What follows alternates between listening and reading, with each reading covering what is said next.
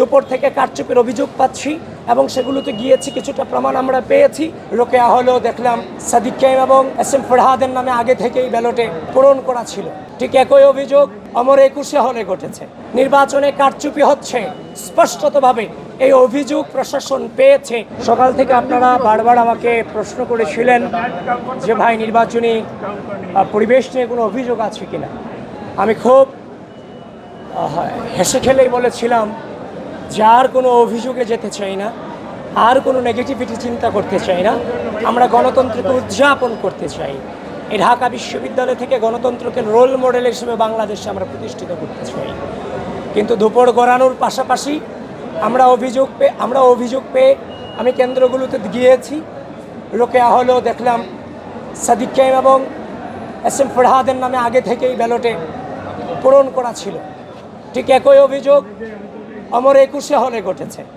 আমি নিজে গিয়েছি, তারা সেটা স্বীকার করেছে, কিন্তু কিভাবে ঘটেছে সেটা তারা জানে না। এবং ইতিমধ্যেই দেখেছেন বিভিন্ন শিক্ষার্থীরা এগুলোর প্রতিবাদ জানিয়েছে এবং অনেক শিক্ষার্থীরা এগুলো পোস্ট দিচ্ছে। নির্বাচনে কারচুপি হচ্ছে স্পষ্টতভাবে এই অভিযোগ প্রশাসন পেয়েছে। একটু আগেও দেখলাম নয়াদিগন্ত নিউজ করেছে, মেইনস্ট্রিম মিডিয়া। তো সব কিছু মিলিয়ে গণঅভ্যুত্থান পরবর্তী বাংলাদেশের ইতিহাসে যে গণতন্ত্রের পথ সূচনা হতে যাচ্ছিল সেটা শুরুতেই হোঁচট খেয়েছে এবং ব্যাহত হয়েছে। আপনারা জেনে থাকবেন আজ সকাল থেকেই নানান ধরনের অপপ্রচারের শিকার আমরা হয়েছি। আপনাদের বিভিন্ন মেইনস্ট্রিম মিডিয়াও নিউজ করেছিল যে আমি আচরণবিধি লঙ্ঘন করেছি, কিন্তু আমি তাদের প্রতি আন্তরিকতার সাথে ধন্যবাদ জানাই। তারা পরবর্তীতে সেটাকে সংশোধন করেছে। গঠনতন্ত্রের আলোকে প্রার্থীরা প্রবেশ করতে পারবে এবং পুলিং এজেন্টও প্রবেশ করতে পারবে, সেটা যখন তারা পড়েছে তখন তারা সংশোধনী দিয়েছে। তো সকাল থেকে গুজবের শিকার হয়েছিলাম, কিন্তু পরক্ষণেই দুপুর থেকে কারচুপির অভিযোগ পাচ্ছি এবং সেগুলোতে গিয়েছি, কিছুটা প্রমাণ আমরা পেয়েছি। জীবনের সব আয়োজন এখানে একসাথে, এবং প্রশাসনও তার প্রমাণ পেয়েছে, প্রশাসন সেটা বলেছে। এবং বিভিন্ন হলে আমাদের যে প্যানেল শিটের যে ক্রমিক নাম্বার, কারণ 41টা নাম্বার মনে রাখা আসলে ডিফিকাল্ট, সেই 41টা নাম্বার অনেক শিক্ষার্থীদের সহযোগিতার কারণে আমরা দিয়েছিলাম। কিন্তু দেখতে পেলাম বিভিন্ন হলগুলোতে সকাল থেকে আমাদেরকে এগুলোকে বাধা প্রদান করা হয়েছে। বিভিন্নভাবে মব সৃষ্টি করার চেষ্টা করা হয়েছে, তৃতীয় পক্ষ দিয়ে, দ্বিতীয় পক্ষ দিয়ে, যে আমাদের এগেনস্টে যেগুলো দেওয়া যাবে না। অথচ আমরা দেখেছি রোকেয়া হলে অ্যাসিস্ট্যান্ট প্রক্টর নির্বাচনের যে দায়িত্বে আছে, তিনি শিবিরের যে প্যানেলিস্ট উনি নিজে দিয়েছেন, কিন্তু ছাত্র দলের 100 গজ দূরত্বে থেকে যে প্রচার করেছিল প্যানেলিস্ট, সেই আমাদের পাঠকক্ষ সম্পাদক সূচনাকে সেই অ্যাসিস্ট্যান্ট প্রক্টর থ্রেট দিয়ে বলেছেন তোমার ছাত্রত্ব কীভাবে থাকে সেটা আমি দেখে দিব। তিনি তো সেখানে হিংস্র ভূমিকা নেওয়ার কথা তার ছিল না। তাহলে তিনি কোন স্বার্থে আমার প্রার্থীকে তিনি বলবেন যে তোমার ছাত্রত্বকে আমি দেখে নিব? সেটা মোস্ট প্রবাবলি মোনামি ম্যাম, তাই না?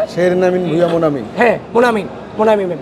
তো সুতরাং স্পষ্টভাবে ঢাকা বিশ্ববিদ্যালয় প্রশাসন এবং নির্বাচন কমিশনকে জানিয়ে দিতে চাই, ঢাকা বিশ্ববিদ্যালয়ের শিক্ষার্থীরা স্বতঃস্ফূর্তভাবে তার ভোটাধিকার প্রয়োগ করার জন্য এসেছে। যারা কারচুপির অভিযোগে জড়িত আছেন কিংবা এবং অমর একুশে হলে কারচুপির এই সংশ্লিষ্ট অভিযোগে কিন্তু একজন নির্বাচনী কর্মকর্তাকে প্রত্যাহারও করা হয়েছে, আপনারা সেটা জানেন। তো সব কিছু মিলিয়ে নির্বাচনের যে গণতান্ত্রিক পরিবেশ সেটা শুরুতেই হোঁচট খেয়েছে।